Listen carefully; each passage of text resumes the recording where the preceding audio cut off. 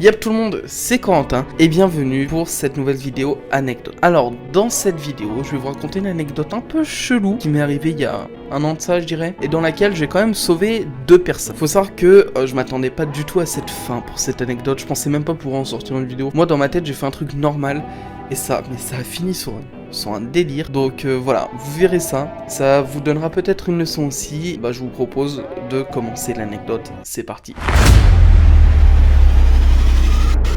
Alors faut savoir qu'on était en hiver, il faisait nuit tôt et moi j'attendais mon bus, un arrêt de bus après un rendez-vous. Ouais, parce qu'à l'époque j'avais ni la trottinette électrique, ni ce petit papier rose que j'essayais de cacher tant bien que mal, avec marqué permis de conduire. Ça sauve pas mal la vie quand on l'a. Donc j'attendais mon bus, un arrêt de bus que je vais vous montrer. Donc voilà, j'étais à cet arrêt de bus là à Chalon, pour ceux qui connaissent, c'est l'avenue Boussico ici, là il y a le collège là-bas, etc. Bref, j'étais là tranquille, moi j'attends mon bus et j'étais au tel comme ça avec un pote sur Discord. Moi j'étais tranquille par ici. Et là, il y a un autre mec qui attend, comme ça, un peu baraque, mais tranquille, tu vois. Et là, on voit un gars débouler, il me semble, de la rue ici. Niveau apparence, l'air d'un SDF. Et dans une main, il a ce que moi, je vois être comme une bombe lacrymo de flic, et je crois une bouteille dans l'autre. Commence à me poser des questions, et je dis à mon pote sur Discord, ouais, gros, écoute...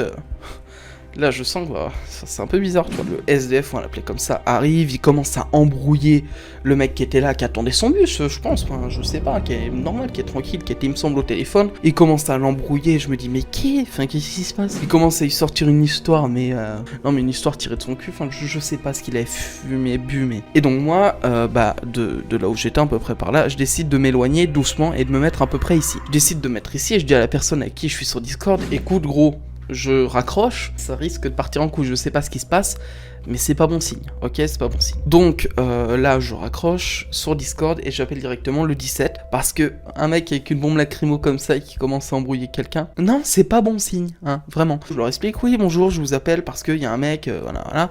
Donc là l'opérateur du 17 me fait d'accord, attendez, donc vous êtes où? Donc il me demande pas mal d'infos, et il se met sur les caméras de la ville, voilà, il y a beaucoup de caméras comme ça à Chalon, et il repère à peu près la scène, et il me repère moi surtout, ok, j'avais à l'époque mon pull rose qui est sur ma PDP, et du coup il commence à repérer, à me dire écoutez, moi j'envoie la police. Au même moment il y a mon bus qui arrive, je lui fais écoutez, moi par contre je peux pas attendre sur place vos collègues, hein, moi je dois prendre mon bus, tu vois. Surtout que c'est un bus qui avait que toutes les demi-heures, je devais le prendre, tu vois. Moi je pars et pour moi ça se termine là, ok, pour moi j'ai fait un truc normal, j'ai appelé la police pour une action qui me paraissait un peu bizarre, c'est tout. Je m'arrête là, va pas y avoir de suite, ok, je rentre, là je fais mes trucs, YouTube, tout ça, je me couche et voilà. Le lendemain matin, petit Yepko dort et devinez de quoi je rêve. Vraiment, je rêve d'un truc. Oh, un bouton s'abonner. Voilà, donc je rêvais de ce bouton, vous pouvez cliquer dessus, il est en dessous de la vidéo.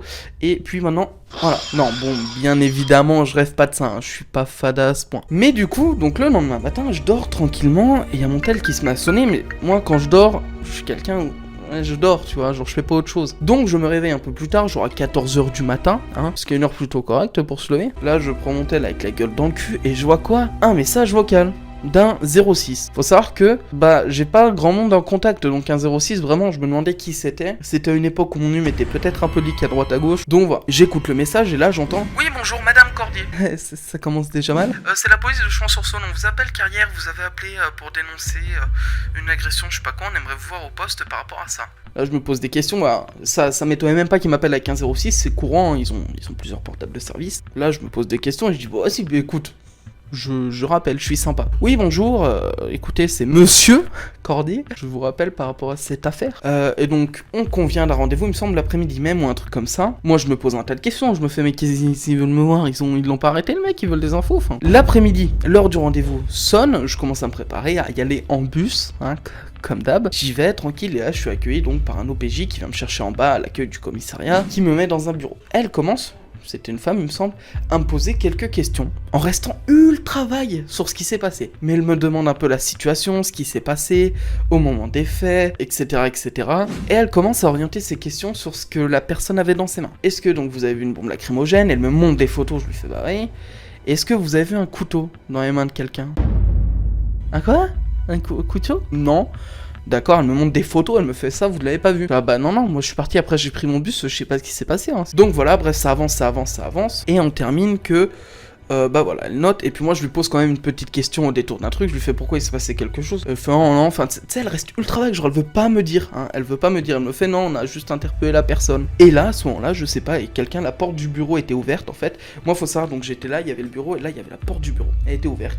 Et là je vois quelqu'un passer que je reconnais. C'était la personne un peu baraque qui était là la veille ici, qui se faisait embrouiller par ce random. Et là il me fait écoute, bah en tout cas je te remercie. Parce que tu m'évites la prison et lui tu l'as sauvé. Et là je commence à me poser un tas de questions, je comprends pas plus l'affaire, on veut pas m'en dire plus. Et en fait, avec beaucoup de recul, j'ai compris que cet homme là, il se fait embrouiller par le SDF. Je pense que c'est parti en couille totale, que le mec un peu baraque a sorti un cut littéralement de je ne sais où, il a dû planter je pense le SDF, et vu que moi j'avais appelé les flics sont arrivés entre temps, ils ont eu le temps d'appeler les pompiers, ce qui fait que donc la victime a pu être sauvée rapidement, et l'autre ils l'ont appréhendé, amené au commissariat parce que pour eux, bah il avait quand même poignardé quelqu'un. Mon témoignage fait que bah ce que j'ai vu avant, je sauve, enfin grâce à l'appel de la police, j'ai sauvé bah, ce SDF, parce que pour moi, voilà, et bah, j'ai aussi sauvé l'autre personne, parce que je lui empêche quand même d'aller en prison à tort, qui avait juste fait marcher ce qui s'appelle la légitime défense, voilà.